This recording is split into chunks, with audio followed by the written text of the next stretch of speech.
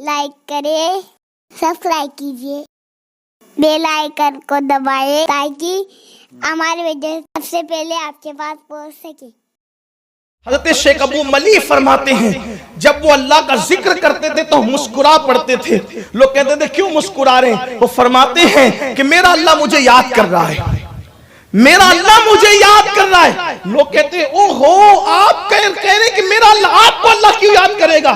کہا تم نے قرآن نہیں پڑھا؟ فَاذْكُرُونِي أَذْكُرْكُمْ، جو میرا ذکر کرتا ہے پھر میں اس کے چرچے کو بلند کرتا ہوں، اس کے ذکروں کو بلند کرتا ہوں، اس کے چرچے کرتا ہوں۔ اور پھر حدیث پاک میں ہے کہ جب تم انسانوں کی محفل میں مجھے یاد کرتے ہو تو میں فرشتوں کی محفل میں تمہیں یاد کرتا ہوں۔ تم زمین کی پستیوں میں مجھے یاد کرتے ہو، میں عرش کی بلندیوں پہ تمہیں یاد کرتا ہوں۔ اور اگر تم اکیلے میں مجھے یاد کرتے ہو تو پھر میں بھی اپنی شان یکتائی اور تنہائی کے ساتھ پھر تمہیں یاد کرتا ہوں جیسا کہ اس کی شان ہے۔ تو بندہ کتنا عظیم ہو جاتا ہے جب وہ اللہ کا ذکر کرتا ہے۔ لیکن قرآن کی آیت کہہ رہی ہے اللہ بذکر اللہ تطمئن القلوب، آگاہ ہو جاؤ اللہ کے ذکر سے دلوں کو سکون ملتا ہے۔ تو ذکر کی ایک تفسیر تو یہ ہو گئی، اللہ کا نام لینا، سبحان اللہ کہنا، الحمدللہ کہنا، اللہ اکبر کہنا، اور بھی جو عبادتیں ہیں، ریاضتیں، سب اللہ کا ذکر ہے۔ لیکن اہل عشق نے، اہل عرفان نے اس کی ایک تفسیر اور کی ہے۔ قرآن کہتے ہیں الا بذکر اللہ تطمئن القلوب، آگاہ ہو جاؤ ذکر اللہ سے، اللہ کے ذکر سے، ذکر اللہ سے دلوں کو چین ملتا ہے۔ تو یہ ذکر اللہ کیا ہے؟ حضرت عبداللہ ابن عباس سے پوچھا گیا ذکر اللہ کیا ہے، ذکر اللہ کا مطلب کیا ہے؟ تو ابن عباس کہتے ہیں ہوا محمد الرسول اللہ، کہ ذکر اللہ محمد کے ناموں میں سے ایک نام ہے۔ اس لیے حضور کا دامن پکڑنے سے بھی دلوں کو سکون ملتا ہے، حضور کی یاد کرنے سے بھی۔ اسی لیے تو کہنے والے نے کہا ہے جب کہیں سے بھی نہیں ملتی ہے سکون کی دولت، تیرے دیوانے تیری محفل کو سجا لیتے ہیں۔ تو دلوں کو چین حضور کا دامن پکڑنے سے بھی ملتا ہے۔ حضور علیہ السلام، اور چونکہ لوگ بے چین ہوتے ہیں اس کی وجوہات کچھ ہے۔ مثال کے طور پر بے چینی کی ایک وجہ تو یہ ہے بیماریاں ہیں، آدمی بیمار ہوتا ہے تو بے چین ہو جاتا ہے۔ بیماری سے نجات کا خوبصورت ذریعہ میرے آقا علیہ السلام فرماتے ہیں کہ حضرت ابراہیم علیہ السلام نے مجھے تحفہ دیا اور وہ عرش کے خزانوں میں سے خزانہ ہے۔ اگر طبیب جس کو لا علاج بیماری قرار دیں، طبیب حالانکہ کوئی بیماری لا علاج نہیں ہوتی، لیکن طبیب جس کو لا علاج بیماری قرار دیں، اگر وہ بندہ روزانہ 60 مرتبہ یا 100 مرتبہ لا حول ولا قوت الا باللہ العلی العظیم پڑھے تو اللہ تعالیٰ اس بیماری سے بھی اس کو شفا عطا فرمائے۔ اللہ تعالیٰ اس بیماری، تو بیماری سے اگر نجات پانا ہے تو یہ لا حول شریف کو، اور بلکہ غموں کا علاج ہے۔ حدیث پاک میں آتا ہے کہ لا حول ولا قوت الا باللہ 99 بلاؤں کا علاج ہے، جس میں سے سب سے چھوٹی بلا رنج و غم ہے۔ تو جو شخص لا حول شریف کو لازم پکڑے اللہ اسے رنج و غم سے بھی بچاتا ہے، بیماریوں سے بھی بچاتا ہے۔ دوسری چیز، کبھی کبھی لوگ ان کا دل کسی ناجائز طرف لگ جاتا ہے، کسی کے حسن سے آنکھیں چار ہو گئی، کسی سے عشق ہو گیا، حالانکہ وہ عشق تو ہے ہی نہیں، وہ تو نفسانیت ہے جسے لوگ عشق کہتے ہیں۔ افیئر ہو گیا، ناجائز تعلقات ہو گئے، اب بستر پہ پڑا ہے تو بے چین ہے، کاروبار میں لگائے تو بے چین ہے، ادھر لگائے تو بے چین ہے، ادھر لگائے تو بے چین ہی بے چین ہے۔ پھر کبھی کبھی خودکشی ہو جاتی ہے، کبھی کبھی ٹرین کی پٹریوں کے نیچے لوگ آ جاتے ہیں، کبھی لوگ زہر کھا لیتے ہیں، کبھی لوگ پھانسی لے لیتے ہیں۔ پہلی بات تو یہ ہے کہ لوگ کسی سے دل کیوں لگاتے ہیں، لوگ کسی سے دل کیوں لگاتے ہیں؟ اور یاد رکھنا یہ دنیا اتنی بے وفا ہے کہ یہاں وفا کا تو تصور ہی نہیں ہے۔ یا چند وجود ایسے ہیں جہاں پر جنہیں اللہ تعالیٰ نے وفا کے لیے خاص کر لیا ہے، باقی دنیا وفا کا نام نہیں، بے وفاؤں کی منڈی ہے جسے دنیا کہتے ہیں، اور لوگ انہی سے دل لگاتے ہیں۔ حیرت کی بات یہ ہے لوگ بے وفاؤں سے دل لگاتے ہیں جو تمہیں بے چین اور بے قرار کر دیتے ہیں۔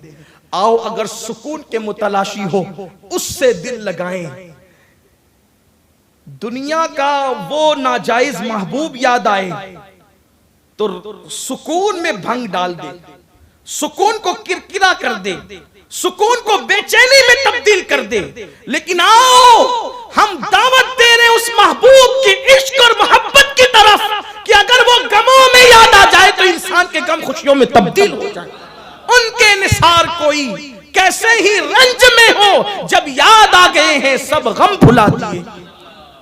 تڑپانے والوں کو کیا محبوب بنا رکھا ہے، آؤ اس کو محبوب بنائیں جس کی وجہ سے تڑپتے ہوئے دلوں کو قرار نصیب ہو جائے. اور اگر ان کی یاد میں تڑپے تو وہ تڑپنا بھی عبادت ہو جائے، اور بندے کو اس تڑپ میں وہ مزہ آئے کہ استاد زمن کی طرح یوں تمنا کرنے لگے کہ دم اضطراب مجھ کو جو خیال یار آئے، میرے دل میں چین آئے تو اسے قرار آئے، اور میرے دل کو درد الفت وہ سکون دے الہی، میری بے قراریوں کو نہ کبھی قرار آئے.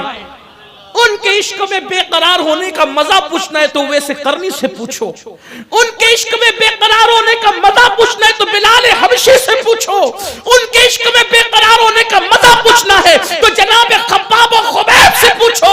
واللہ ادھر انسان بے قرار ہوتا ہے اور ادھر مصطفیٰ کریم کا دیدار نصیب ہوتا ہے. وہ کیسی بے قراری کی لاج رکھتے ہیں. مجھے یہاں ایک بات یاد آ رہی، کاش ہندوستان میں لاکھوں کی تعداد میں مسلم نوجوان ہیں، کسی اپنے جیسے غدار یار سے دل لگانے کی بجائے اس پیارے کریم سے دل لگاتے جس نے عالم ارواح سے لے کر دخول جنت تک ہمارے بال بال پہ احسان کیا ہے. اور ان کا عشق دیکھو، دنیا کا یہ محبوب جسے ہم محبوب کہتے ہیں مصیبت میں چھوڑ کے بھاگ جاتا ہے، اور محبوب خدا مصیبت میں کام آتے، خوشیوں میں بھی مصیبت میں بھی. کورونا نے نہیں بتا دیا، کورونا نے، میرے ایک ساتھی میرے تحریک سنی دعوت اسلامی کے ہمارے ایک مبلغ نے مجھے بتایا کہ کورونا کے مریض کو غسل دینے کے لیے مبلغ صاحب پہنچے. اللہ ہمارے مبلغین کو بھی چاہے وہ بہتر جزا دے کہ یہ وہاں انہوں نے کام کیا کہ جہاں اور لوگ رکے، اور جن جن لوگوں نے بھی اور کیا اللہ انہیں اس کی برکتیں نصیب فرمائے. تو جب ان کو غسل دینے لگے تو ان کا سگا بیٹا ان سے کہا ذرا آپ پانی ڈال دیں، میں نہلا رہا ہوں. کٹ وغیرہ پہن رکھی تھی ہاتھوں میں، جو ہے وہ ساری چیزیں سارے انتظامات تھے، لیکن پھر بھی کہا بیٹے سے کہ آپ پانی ڈال دیں. تو بیٹا کہتا میرے چھوٹے چھوٹے بچے ہیں نا مولانا، آپ ہی سب کر لیں. باپ کے وجود پہ جو پانی نہ ڈال سکا مرنے کے بعد، جب بیٹے کا یہ حال ہے تو غیروں کا کیا حال ہوگا. لیکن آؤ اس محبوب سے دل لگائیں. کاش لوگ سب کے ہو گئے، ان کے ہو جاتے. لوگوں نے سب کے لیے رویا، لوگ ان کے لیے رو کر دیکھتے. لوگوں نے سب سے وفا کیا، لوگ ان سے وفا کر کے دیکھتے. جو جانے وفا ہے، شان وفا ہے، کانے وفا ہے، بلکہ وفا نے جس کے دروازے سے وفا کا درس لیا ہے وہ مصطفیٰ جان رحمت کی ذات ہے. ایک نام ہے، دیکھو آزادی کے مجاہدوں میں بہت بڑا نام ہے، سید کفایت علی کافی رحمت اللہ علیہ. آج ہمارے لیے یہ بھی المیہ ہے کہ جن لوگوں نے اصل آزادی کے لیے قربانیاں دی اور پھانسی کے پھندوں پہ لٹکے، آج ان کے نام ہی کہیں نہیں. اور جو چمچہ گیری کرنے میں لگے تھے لوگوں نے ان کو بہت بلند کر دیا. حضرت سید کفایت علی کافی مراد آباد کی جیل میں ان کو پھانسی دی جا رہی ہے. توجہ کرنا. اور جو لوگ اہل علم ہیں اور یہاں سے لے کے وہاں تک جو نظر نہیں آ رہے ہیں ان سے بھی میرا سوال ہے، اگر آدمی کتاب پڑھ رہا ہو اور بچے کا گر جائے اور اس کا سر پھٹ جائے، کتاب کے مضامین نظروں سے اوجھل ہو جاتے ہیں، دماغ سے اوجھل ہو جاتے ہیں، پڑھتے پڑھتے دماغ سے مضامین اوجھل ہو جاتے ہیں. اور اگر کوئی شاعر ہو جس کو اللہ نے کچھ لکھنے کی توفیق دی ہو، شاعر کے لیے خوشگوار ماحول چاہیے، پرسکون ماحول چاہیے، گل و بلبل کا ماحول چاہیے، بہاروں کا ماحول چاہیے، تنہائی چاہیے، یکسوئی چاہیے لکھنے کے لیے. تب وہ کچھ لکھتا ہے، تب دماغ میں کچھ آتا ہے. آپ جانتے ہیں اگر بیٹے کا سر پھٹ گیا، اس کو چوٹ آ گئی ہو، وہ قلم اور کاغذ اٹھا کے رکھ دے گا، یار ابھی آمد نہیں ہو سکتی. لیکن سنو عشق مصطفیٰ، ان سے دل لگانے والوں کو اللہ کیسا قرار عطا کرتا ہے. موت کی خبر سن کر بڑے بڑے پہلوانوں کے اوسان خطا ہو جاتے ہیں، لیکن عشق مصطفیٰ کتنا سکون عطا کرتا ہے، کتنا قرار عطا کرتا ہے. حضرت کافی مراد آبادی کو جب کہا گیا تمہیں پھانسی دی جائے گی، فتویٰ واپس لو ورنہ پھانسی دی جائے گی، کہا جان تو جانی، فتوے کی آبرو جانے نہیں دوں گا، لیکن پھانسی دینا ہے تو دے دو۔ تو کہا کہ آخری خواہش بتاؤ، آخری خواہش کیا ہے؟ تو حضرت کافی مراد آبادی نے کہا تھا نبی کا نعت خواہ ہوں، اس لیے آخری جاتے جاتے بھی نبی کی نعت لکھنا چاہتا ہوں۔ جاتے جاتے بھی دیکھو پھانسی کا پھندا دیکھ کر کوئی کیا شاعری کرے گا، لکھا ہوا کلام بھول جائے گا، لیکن یہاں کلام، نیا کلام لکھنے کی تمنا کی جا رہی ہے، اور کلام بھی ایسا لکھا کہ عشق اور ادب دونوں گلے ملتے نظر آتے ہیں۔ عشق بھی بلندیوں پر ہے اور ادب کا حال یہ ہے کہ آج تک بڑے سے بڑا ادیب بھی اس میں غلطی نہیں نکال سکا۔